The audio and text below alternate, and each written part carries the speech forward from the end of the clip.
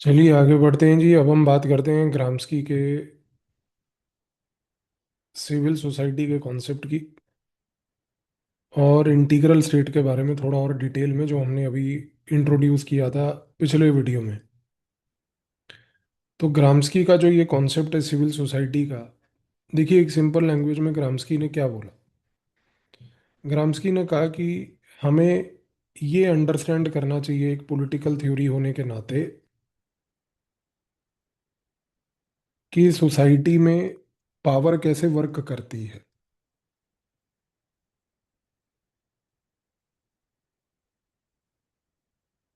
इसके लिए हमें देखना चाहिए बियॉन्ड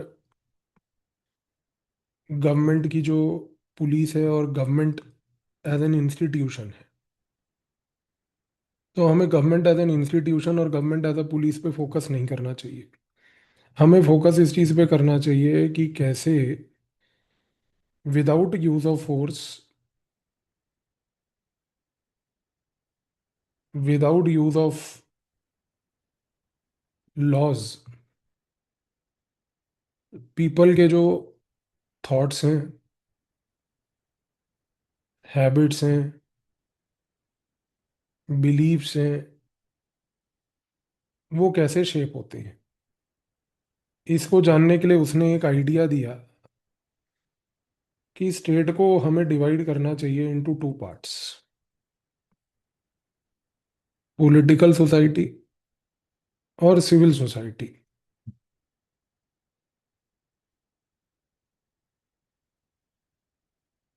अब आते हैं इस चीज पे कि ग्राम्सकी ने क्या बोला पॉलिटिकल सोसाइटी के केस में। उसने कहा कि देखो, political society is made up of army, police, courts, government, in short all institutions that use force plus rule to control people. ये बोला उसने। लेकिन उसने कहा कि ऑन दी अदर हैंड अगर अपन सिविल सोसाइटी की बात करें, तो सिविल सोसाइटी का मतलब होता है families, schools, newspaper,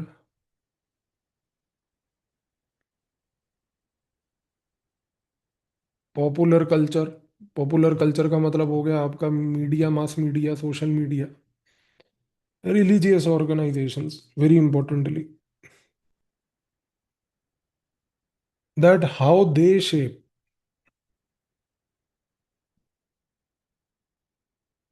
how we think,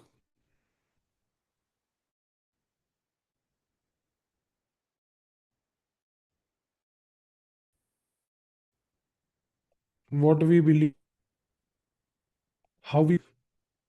तो ये चीज पे हमें फोकस करने की आवश्यकता है। ग्राम्सकी ने एक बड़ी इंटरेस्टिंग बात ये बोली कि उसने कहा कि जो रियल पावर है ना, वो आती है जब रूलिंग क्लास कंट्रोल करती है पॉलिटिकल सोसाइटी को प्लस सिविल सोसाइटी को, इन दोनों को कंबाइंडली। इस रीजन से देखिए ग्राम्सकी ने कहा कि भाई best system will be which rarely uses force,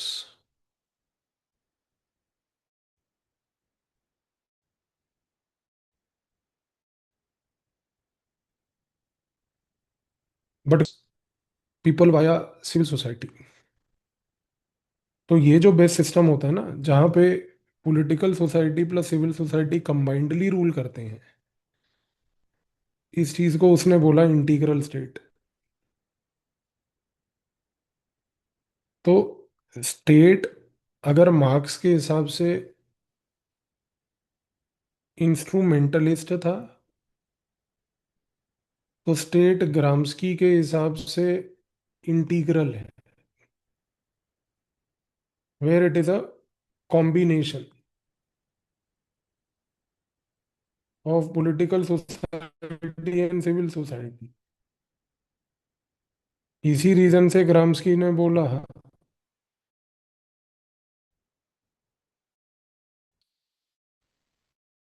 को स्टेट करना है तो आपको स्टेट के इस आइडियोलॉजिकल बैटलफील्ड पे लड़ना होगा। तब तक क्या है कि आप स्टेट में रेवोल्यूशन या कोई भी प्रकार का चेंज नहीं ला पाओगे। इसीलिए हम कहते हैं कि ग्राम्स्की ने रीडिफाइन किया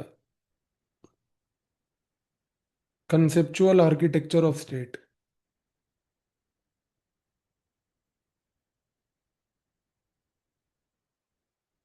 इसीलिए हम कहते हैं कि ग्राम्स्की ने जब ये काम किया तो उसने जब ये इंटीग्रल स्टेट का फॉर्मुलेशन किया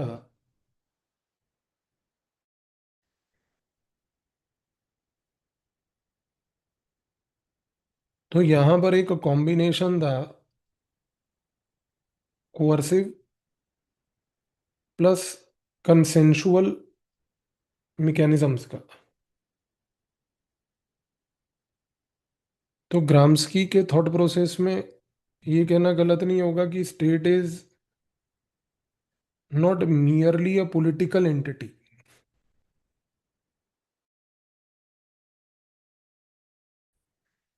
but it is composed of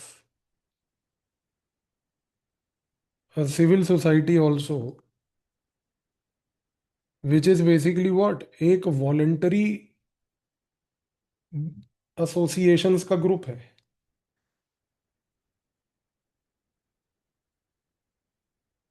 जो ये इंश्योर करता है कि जो हेजेमनी है वो एक्सरसाइज हो। और इस हेजेमनी के एक्सरसाइज से क्या होता है कि इवेंचुअली रेजिम कंट्रोल कर पाता है पावर को। तो रेजिम को पावर कंट्रोल करने का ये तरीका है, ये बोलने की कोशिश करी यहाँ पर ग्राम्स्की ने। तो ग्राम्स्की के लिए ये कहना अब गलत नहीं होगा कि state was basically having a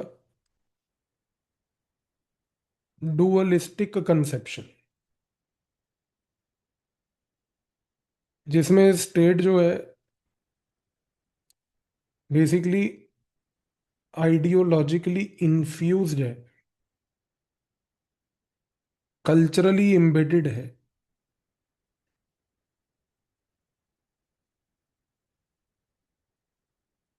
through political control. और यहाँ पर सिविल सोसाइटी जो है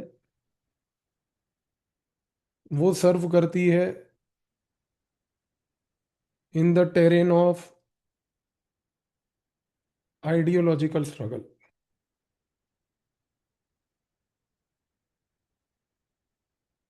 इस रीजन से ग्राम्स्की एडवोकेट करता है वॉर ऑफ पोजीशन, एक स्लो स्ट्रेटेजिक प्रोसेस जिसमें हम काउंटर हेजेमनी को कंस्ट्रक्ट करते हैं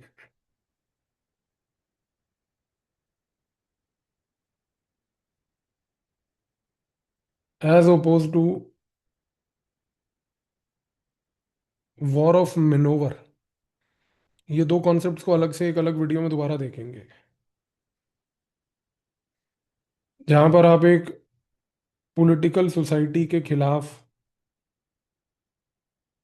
एक फ्रंटल असॉल्ट करते हो। फ्रंटल असॉल्ट का मतलब है कि एक वायलेंट ओवरथ्रो करने की कोशिश करते हो,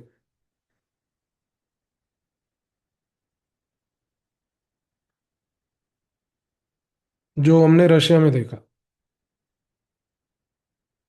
तो एक चीज तो क्लियर है सर कि अगर हम ग्राम्स्की के मुताबिक चीजों को समझने की कोशिश करें तो पॉलिटिकल ट्रांसफॉर्मेशन ग्राम्स्की के मुताबिक कैसे आएगा जी? पॉलिटिकल ट्रांसफॉर्मेशन आएगा सिर्फ इंस्टीट्यूशनल सीजर से नहीं आएगा। इंस्टीट्यूशनल सीजर आपको याद है किसने बात करी थी? लेनिन ने। तो ग्राम्स्की के मुताबिक आज की डेट में पॉलिटिकल ट्रांसफॉर्मेशन अगर आएगा तो वो आएगा इंटेलेक्चुअल प्लस मॉरल रिफॉर्म से,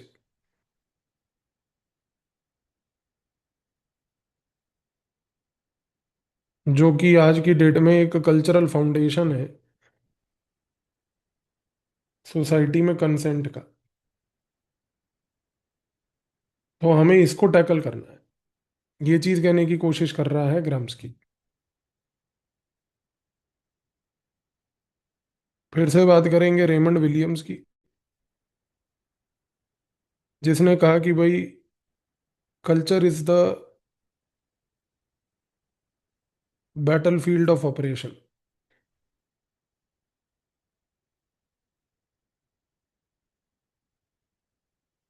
इसका मतलब ये है कि उसने ये बोलने की कोशिश करी कि भैया, अगर हम बात करें सिविल सोसाइटी की, तो इट इज नॉट न्यूट्रल। ये बड़ा इंपॉर्टेंट पॉइंट है। It is the battle ground to power. आप सिविल सोसाइटी को कभी भी एक सोसाइटी में न्यूट्रल नजरिए से नहीं देख सकते। रेमंड विलियम्स ये कह रहा है, क्योंकि वो कह रहा है कि अगर ग्राम्स्की का थॉट प्रोसेस ये है कि सिविल सोसाइटी ही एक बेसिकली पॉलिटिकल सोसाइटी को सस्टेन करने के लिए मदद कर रही है, तो सिविल सोसाइटी वो बैटल ग्राउंड है जहां पर बेसिकली पूरी पावर का गेम खेला जा रहा है। तो सिविल सोसाइटी तो कतई ही एक न्यूट्रल एंटिटी तो हुई नहीं। यानी कि अगर एक स्टेट ये कहती है कि हमें सिविल सोसाइटी को बढ़ावा देना है, तो समझने की आवश्यकता है कि क्या वो सिविल सोसाइटी को बढ़ावा इसलिए दे रही है क्योंकि इस सिविल सोसाइटी के थ्रू वो पावर को जस्टिफाई करना चाहती है। इस चीज को याद रखिएगा। सिमिलरली स्टुअर्ट हॉल, वो कहता है कि भाई सिविल सोसाइटी जो है is where ideological dominance is manufactured.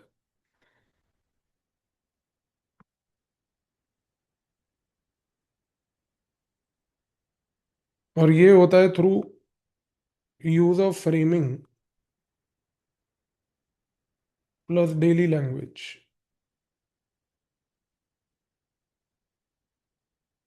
इस रीजन से आपको याद होगा, मैंने आपको पिछले वीडियो में बताया था इनकोडिंग डिकोडिंग फॉर्मूला।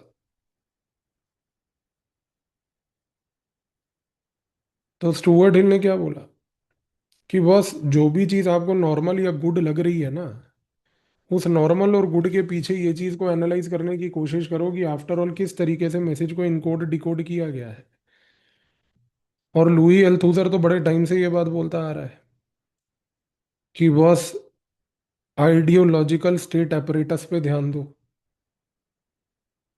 मार्क्स के टाइम पे भी मैंने आपको बोला था, क्योंकि उसने क्या बोला, उसने कहा कि बस यहाँ पर जो भी आइडियोलॉजी जिसको बनाया जा रहा है हेजिमनी के लिए, वो सारी की सारी आइडियोलॉजी स्टेट मैन्युफैक्चर करवा रहा है। तो ये कहना कि भाई सिविल सोसाइटी इंडिपेंडेंटली ऑपरेट कर रही है, बस ये गलत है। Civil society is doing what state is directing. तो बेसिकली वो ये कहने की कोशिश कर रहा है कि सिविल सोसाइटी का क्रिएशन इसलिए किया गया क्योंकि स्टेट अपनी आइडियोलॉजिकल apparatus को बढ़ावा देने के लिए इस सिविल सोसाइटी को साथ में जोड़ना चाहता है। और इसके जोड़ने की वजह से इवेंचुअली ये हो रहा है कि स्टेट जो है वो अपना काम करने में सक्षम है। लेकिन यहाँ पर अगर हम बात करें अब निकस पुलंजाज की, तो निकस पुलंजाज क्या बोलता है? निकस पुलंजाज ये बोलता है कि भाई ग्राम्स्की ने हमें ये समझने की शक्ति दी कि state is very flexible. State is flexible का मतलब ये है कि बस state does not only use force, but it also uses ideas to survive. तो स्टेट अपने सर्वाइवल के लिए बड़ा एक फ्लेक्सिबल इंस्ट्रूमेंट है, एक रिजिड इंस्ट्रूमेंट नहीं है जो केवल और केवल फोर्स या बल का प्रयोग करेगा। तो इस नज़रिए से अगर स्टेट को देखा जाए तो जाहिर सी बात है कि बड़ा एक इंटरेस्टिंग आर्ग्यूमेंट निकलता निकस बुलंदजाज के कि ग्राम्स्की ने स्टेट सर्वाइवल एक्सप्लेन किया। स्टेट सर्वाइवल समझ में आई थी ये चीज़ आपको? तो ये कहने की कोशिश हो रही है यहाँ पे। ठीक है जी।